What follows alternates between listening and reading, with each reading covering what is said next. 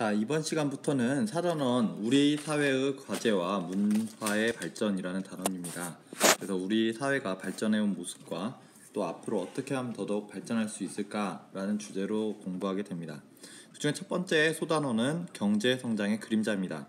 지난 단원에서 우리나라 경제가 굉장히 빠른 속도로 성장해 왔다라는 이야기 했죠. 그런데 그만큼 나타난 그림자는 뭘 말하는 걸까요? 다시 말해서 부작용이겠죠. 우리나라는 다른 나라보다 훨씬 더 빠른 속도로 발전하다 보니까 그만큼 나타났던 사회적인 문제도 여러 가지가 있는데 그 중에 이제 몇 가지가 있는지 보고 또 그것을 해결하는 방법은 뭔지 또 해결되었을 때 우리의 미래가 어떻게 될지에 대해서 알아보도록 하겠습니다. 그래서 이번 시간에는 경제 성장 과정에 나타난 문제점을 알아보는 단원입니다. 알아보는 사실이에요. 사회 교과서는 154쪽에서 157쪽입니다. 먼저 여러분들이 잠깐 멈추고 적어 놓으면은 나중에 마인드맵을 정리할 때 훨씬 더 편하겠죠. 이번 시간 배울 마인드맵의 내용인데요. 세 가지 문제점을 크게 교과서에서 이야기하고 있어요. 그 중에 첫 번째는 빈부격차고요. 그 다음에 두 번째는 자원이 고갈되고 있다. 세 번째는 노사 갈등이라고 되어 있는데 하나씩 한번 살펴볼게요. 첫 번째, 교과서에 이런 그림이 있어요. 네, 뭘 하고 있는 그림일까요? 여기 보면은 무료급식소라고 써져 있죠. 네, 가끔 사회 약자이신 분들 중에는 식사가 어려우신 분들도 있으세요. 그래서 그런 분들을 위해서 봉사활동을 하고 있는 모습인 것 같네요. 그래서 그런 분들이 요즘에 굉장히 생각보다 많아요. 그리고 여러분들 교과서에 보면은 가난하다는 뜻이죠. 부유하다, 부자라는 얘기죠. 부자. 격차는 뭔가요? 사이에 있는 차이라는 건데 가난한 사람과 부자들이 차이가 크다라고 되어 있어요. 이게 무슨 말이냐면은 좀 더 구체적으로 얘기했을 때 IMF 외환위기 사태 이후 외환위기가 있기 전까지는 사람들이 이런 꿈이 있었어요. 나도 열심히 일하면은 다른 사람들 못지않게 부자가 될 수 있겠지. 하지만 그런 꿈들이 점점 줄어들어가고 있다고 합니다. 그래서 이런 빈부격차에 대해서 그 차이가 오늘날에 점점 더 심해지고 있는 이것을 우리는 빈부격차라고 하고요.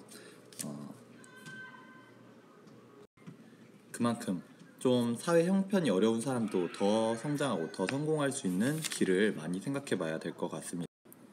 두 번째는 자원 고갈입니다. 우리나라 같은 경우에는 자원이 많이 나지 않는 나라다라는 이야기를 계속하는 이유가 만약에 우리나라가 자원을 얻지 못한다면 자원이 부족하다면 자원 부족은 곧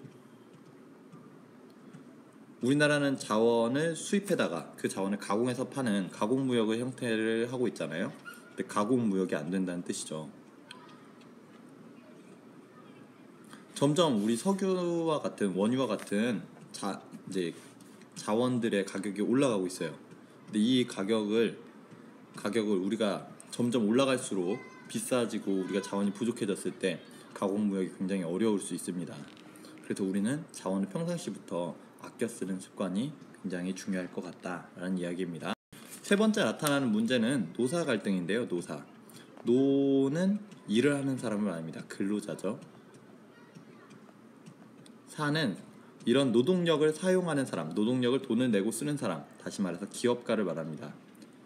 기업가와 근로자, 정부가 힘을 합쳐서 우리나라가 성장해 왔는데 그 사이에는 사실 근로자와 기업가 간에 굉장히 많은 다툼도 있었어요.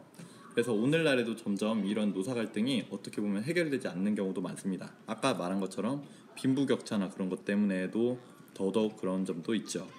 그래서 서로가 자신의 이익을 계속 주장하게 됐을 때 회사나 아니면 우리나라 국가의 국제 경쟁력도 점점 낮아질 수 있습니다.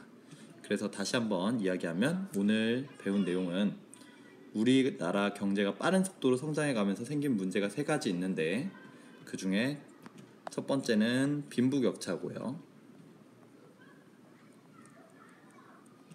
두 번째는 자원이 고갈될 수 있다. 자원이 부족해질 수 있다. 그리고 세 번째는요. 세 번째는 노사 갈등이다 라고 합니다. 그래서 이런 것들에 대해서 다음 시간에 함께 좀 더 공부해 보기로 하겠습니다. 감사합니다.